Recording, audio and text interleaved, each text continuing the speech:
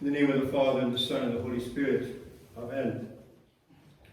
I would like to, on this feast day of St. Lazarus, I'd like to just remind those of you who are here and also those of you who may see the recording of this service that our monastery is closed through May 3rd because of the coronavirus, because of the shelter-in-place order of the County of Alameda, and also at the direction of our Archbishop Alexander. So we will not be open for Palm Sunday tomorrow. We will not be open for Holy Week or even for Pascha next Sunday. So please do not try to come here. Our gates will be closed. You'll be turned away because we have a directive from our bishop as well as the order of the county. This is for everyone's health. Our bishop has told us that as soon as the all clears is given by the civil authorities, the health authorities throughout his dioceses, he will find a Sunday and he will have all of his parishes and his monasteries celebrate Pascha with the canon at midnight and the full possible liturgy on a Sunday after it is safe to do so. There is a precedent for this in the Old Testament where the Jews were not able to celebrate Passover at the correct time, so King Hezekiah arranged to have it celebrated at a different time.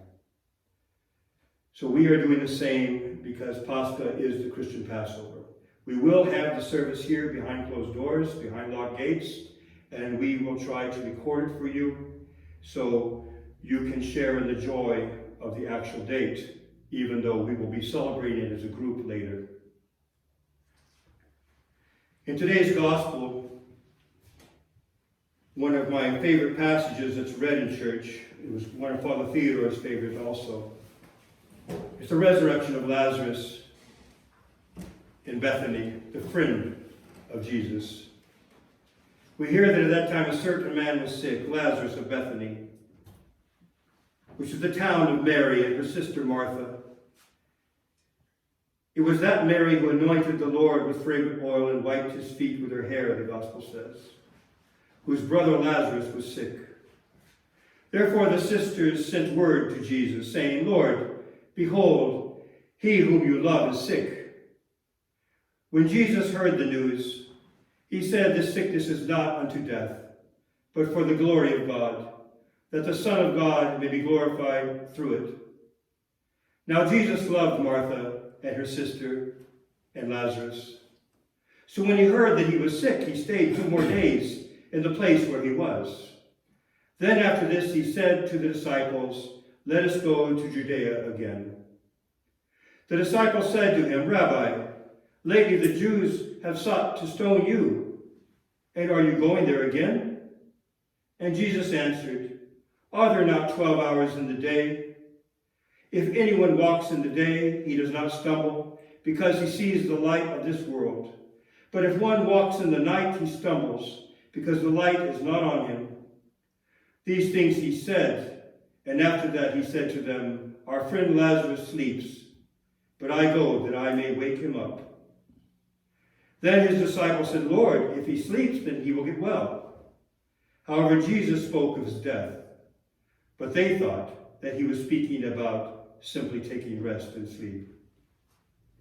Then Jesus said to them plainly, Lazarus is dead, and I am glad for your sakes that I was not there, that you may believe. Nevertheless, let us go to him. Then Thomas, who is called the twin, said to his fellow disciples, let us also go, that we may die with him. So when Jesus came, he found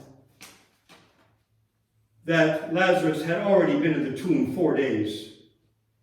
Now Bethany was near Jerusalem, about 2 miles away, and many of the Jews had joined the women around Martha and Mary to comfort them concerning their brother.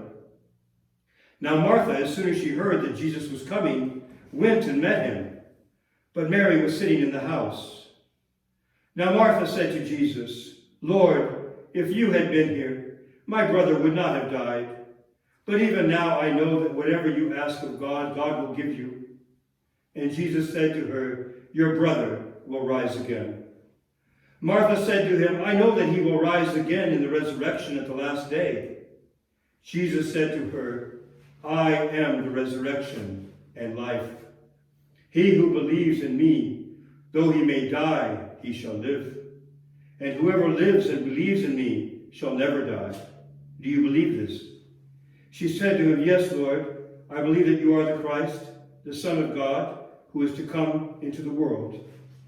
And when she had said these things, she went her way and secretly called Mary, her sister, saying, "The teacher has come and is calling for you." As soon as she heard that, she arose quickly and came to him. Now Jesus had not yet come into the town, but was in the place where Martha met him. Then the Jews who were with her in the house and comforting her, when they saw that Mary rose up quickly and went out, followed her, saying, "She is going to the tomb to weep there." Then when Mary came where Jesus was and saw him, she fell down at his feet, saying to him, "Lord, if you had been here, my brother would not have died." Therefore when Jesus saw her weeping, and the Jews who came with her weeping, he groaned in the spirit and was troubled. And he said, "Where have you laid him?" They said to him, "Lord, come and see." Jesus wept. Then the Jews said, "See how he loved him." And some of them said, "Could not this man, who opened the eyes of the blind, also have kept this man from dying?" Then Jesus, again groaning within himself, came to the tomb. It was a cave, and a stone lay against it. And Jesus said, "Take away the stone." Martha, the sister of him who was dead, said to him, "Lord, by this time there is a stench, for he has been dead 4 days." Jesus said to her, "Did I not say to you that if you would believe, you would see the glory of God?" Then they took away the stone from the place where the dead man was lying. And Jesus lifted up his eyes and said, "Father, I thank you that you have heard me. And I know that you always hear me. But because of the people who are standing by, I said this, that they may believe that you sent me."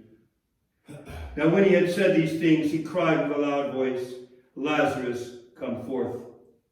And he who had died came out bound hand and foot with grave clothes, and his face was wrapped with a cloth. And Jesus said to them, "Loose him and let him go."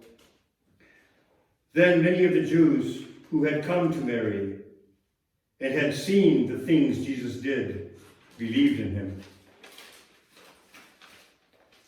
But the story doesn't end there. That's the gospel account of the resurrection of Lazarus. But what does church tradition tell us about Lazarus after his resurrection? Lazarus was a close friend of Christ, as we heard in the gospel, and he was from Bethany, about 3 kilometers or 2 miles east of Jerusalem.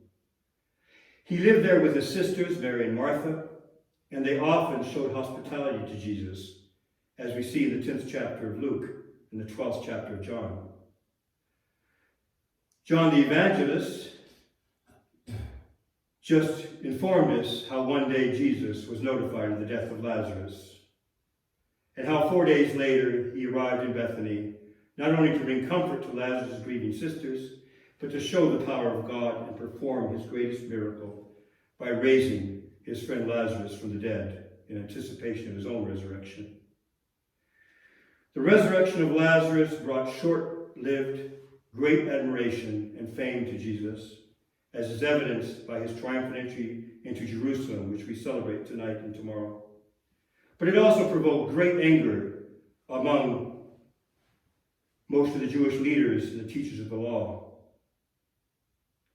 so that they wanted both Jesus and Lazarus dead.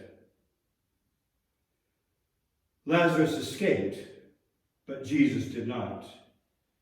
So what happened to Lazarus?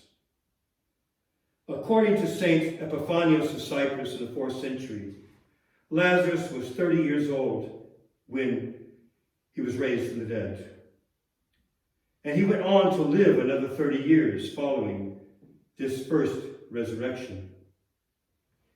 Another tradition in the church says that Lazarus fled the anger of the Jewish leaders who were persecuting Christians and took refuge at Kition in Cyprus around 33 AD. While in Cyprus, Lazarus met the apostles Paul and Barnabas as they were traveling from Salamis to Paphos. And they ordained him, consecrated him as the first bishop of Kition in Cyprus. He shepherded the church of Kition with great care and love for 18 years until the end of his life. There are traditions which say that he was very sullen and never smiled after his resurrection, and that this was due because of what he saw while his soul was in Hades for 4 days. Some say he never laughed except on one occasion when he saw a man stealing a vessel of pottery, and he made the following comment: "Clay is stealing clay from clay." But there are other traditions about Lazarus. Another tradition connects him with a salt lake on Cyprus called Aliki Larnacus. Aliki in Larnaca. Larnaca is the modern name for Kition. In Aliki, at that time, the story goes, was a large vineyard. And as the saint was walking by, he saw an old woman filling her basket with grapes. And tired and thirsty, the saint asked the old woman for a few grapes. However, she looked at him with disdain and said, "What's with you? Can you not see that the vine is dried up like salt, and yet you are asking me for grapes?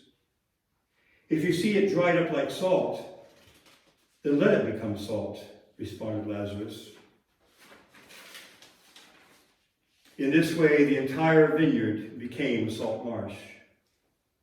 Workers who collect salt in this area today confirm the tradition.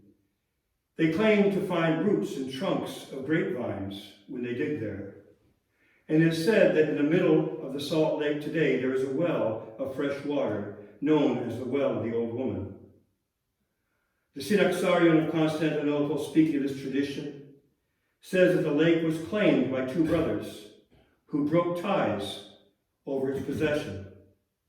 To end the dispute, the saint by his prayers dried up the lake and it remained salty.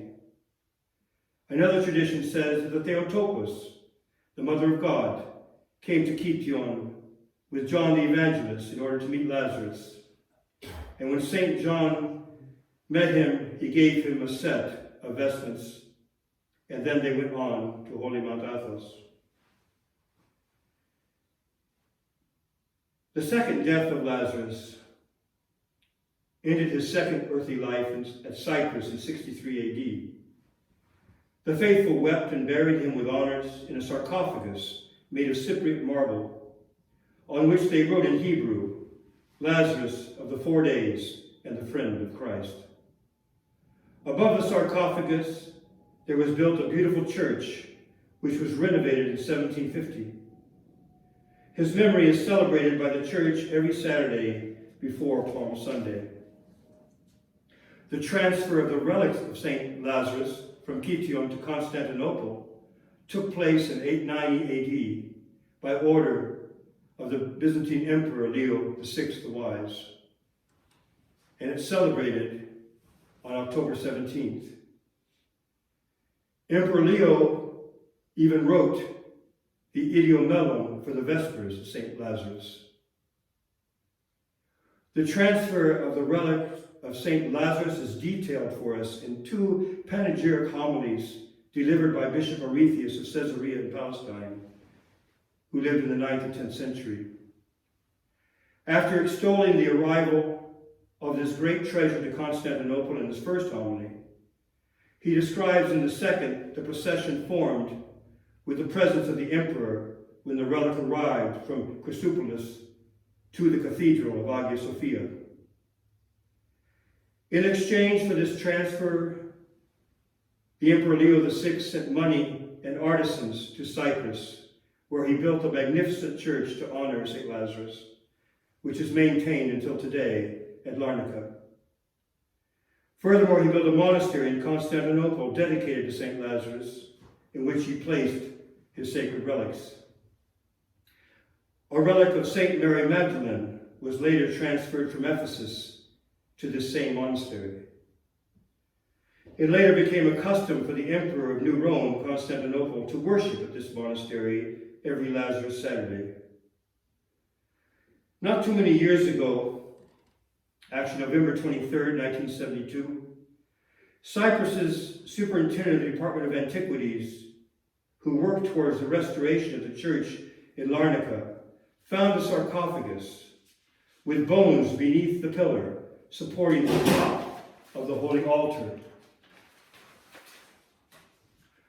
The bones were in a wooden box placed in the sarcophagus, which in turn had carved on it the word friend. This finding seems to confirm the tradition that Leo VI did not take all the relics of St. Lazarus to Constantinople, but left a portion behind. Authentic testimony and evidence for this fact is the location where the bones were found, under the holy altar. Moreover, Arethusa does not mention an incorrupt relic, but bones and powder. Also, a Russian source at the library in Oxford reports that a Russian monk came from Pskov Monastery in the 16th century to Larnaca, and he venerated the bones of St. Lazarus, taking a small portion of the relics for himself as well. And this relic is preserved to this day in the chapel of St. Lazarus in the Pskov Monastery in Russia. Based on this account, we can affirm that the relic of St. Lazarus was venerated in Larnaca in the 16th century. A later account is not known, so for some reason, probably for protection, the residents of Kition hid the relic beneath the holy altar until it was discovered in 1972. In the name of the Father, and the Son, and the Holy Spirit.